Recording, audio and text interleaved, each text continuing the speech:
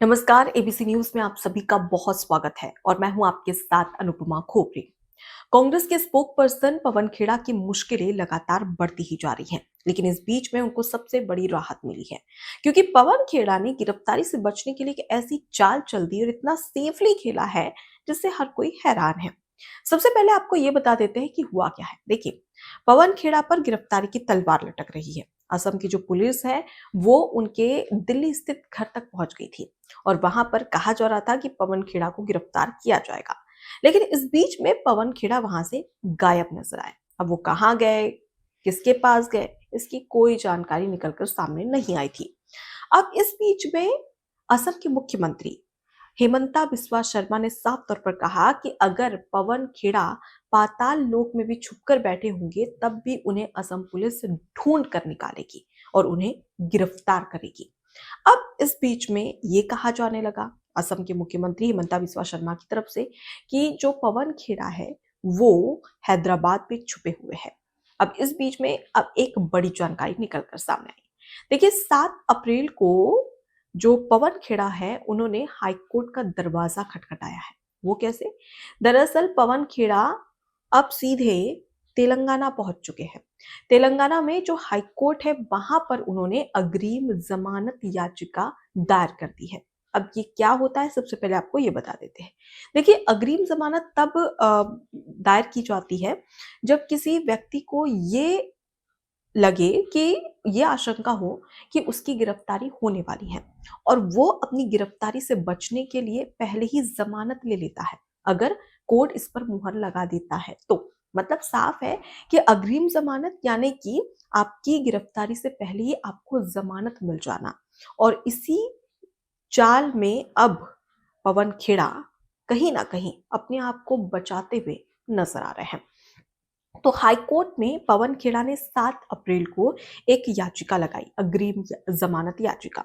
और इसके साथ ही हाईकोर्ट यानी कि अदालत से उन्होंने अनुरोध किया कि उन्हें गिरफ्तारी की स्थिति में जमानत मिले।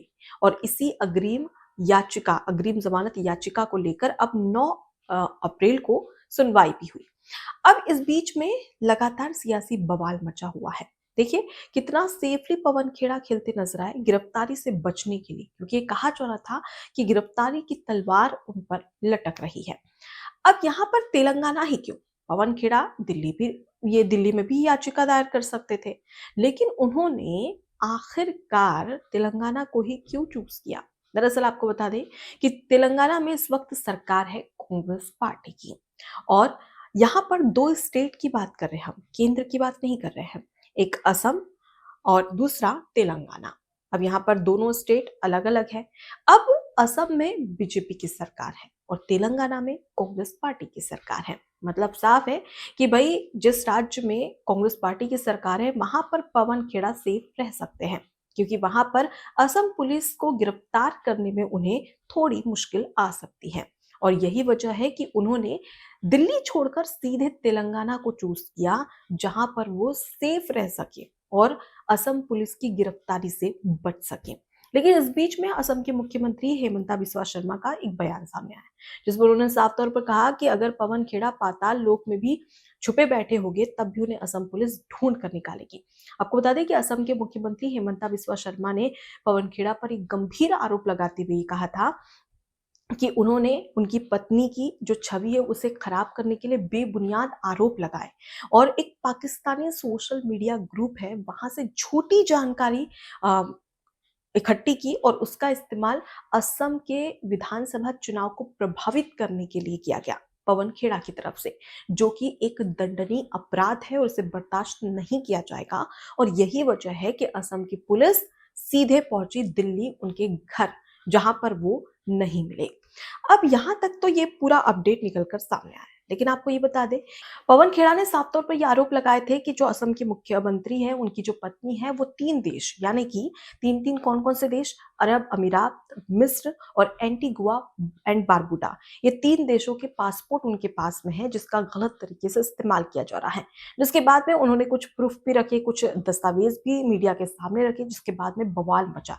लेकिन उसके कुछ ही समय के बाद में असम की जो मुख्यमंत्री है हेमंता बिस्वा शर्मा, उन्होंने पवन खेड़ा को जमकर घेरा। और बताया कि किस तरीके से झूठे दस्तावेज और गलत चीजों का इस्तेमाल करके पवन खेड़ा जो असम का विधानसभा चुनाव है उसे प्रभावित करना चाहते हैं और यही वजह है कि उन्होंने इस तरीके की चाल चली।